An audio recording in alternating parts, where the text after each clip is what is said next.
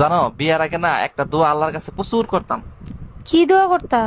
দোয়া করতাম, আল্লাহ সবারই তো বউ আছে, আমার তো একটা বউ নাই, একটা বউ ব্যবস্থা করে দাও। ও, তাহলে আল্লাহ তো তোমার দোয়া কবুল করছে, তাহলে এখন খুশি না? হ, খুশি। এখন আল্লাহর কাছে দোয়া করি, আল্লাহ বিয়ের আগে যে দোয়া করছি, দোয়া করে ভুল করে লাইছি। কি? এই রুম্পা, শুনছো তোমার মা নাকি আজকে কুমায় চলে গেছে? যাবেই তো, তোমার বাপ মার মতো ফকির নাকি যে ঘরে বসে আমার মাথা খাবে। আচ্ছা, মাথা ঠান্ডা করে আমি যা বলি সেটা তুমি শোনো। মাথা আমার ঠান্ডায় আছে, এবার বলো তুমি আমাকে কোমায় কবে নিয়ে যাবা? শুধু কুমায় কান, তোমার আমি পোস্টমর্টম করতেও নিয়ে যাব। বলো কি সত্যি? ওরে আমার বাবুটা। हम इसका पति है। বাঙালির প্রথম যন্ত্রের নাম কি? ষড়যন্ত্র। এই যন্ত্র দিয়ে কি করে? নির্দোষ মানুষকেও দোষী বানানো যায়। এই যন্ত্র কোথায় পাওয়া যায়? গ্রামের মাছ চাষীদের কাছে পাওয়া যায়।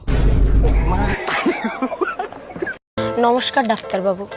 হ্যাঁ বলুন, আপনার সমস্যা বলুন। ডাক্তারবাবু, আমি না খেলে আমার খিদা পায়, আর কাজ করলে আমি হাঁপিয়ে যাই, আর ঘুমালি না আমার চোখ বন্ধ হয়ে যায়। আপনার তো খুব কঠিন সমস্যা। আপনি এক কাজ করেন, প্রতিদিন রাত্রেবেলা 2 ঘন্টা করে রোদ পোয়ান, 1 মাসের মধ্যে ঠিক হয়ে যাবে।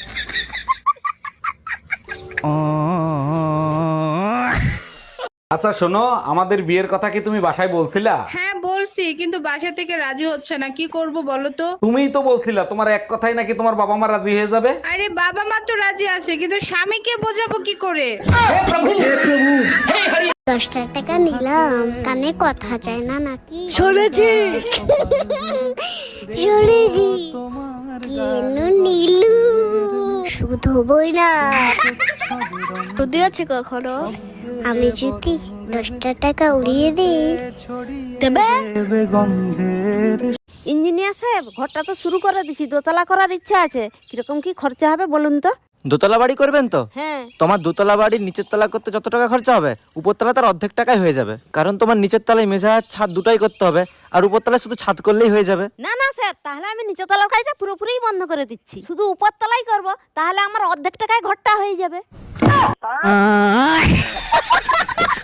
আচ্ছা ভাবি, একটা কথা কইতাম, রাগ করবেন? না ভাই, কোন?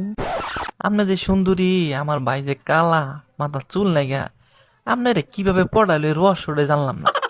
কেন, আপনিও পটাইতে চান নাকি? রহস্যটা করলে একটু চেষ্টা করতাম। আরে রহস্য টহস্য কিছু না, আপনার জমিটা আমার নামে লিখে দিলি তো পড়ে যায়। বলছি, তুমি আমার সোনার হারটা দেখেছো? না। দেখবা কি করে? কিনে দিলে তবে তো দেখবা। ভাবি, আমার জন্য একটা মেয়ে দেখেন তো, প্রেম করব। কিরকম মেয়ে লাগবে বলেন, খুঁজে দেব। এমন একটা মেয়ে দেখবেন যার মন ভেঙে গেছে, বেঁচে থাকার কোনো ইচ্ছাই নাই। সত্যি আপনি অনেক বড় মনের মানুষ, এরকম মেয়ে কেন খুঁজতেছেন? যার বেঁচে থাকার ইচ্ছা নাই, তার কিডনি বেঁচে আইফোন কিনবো।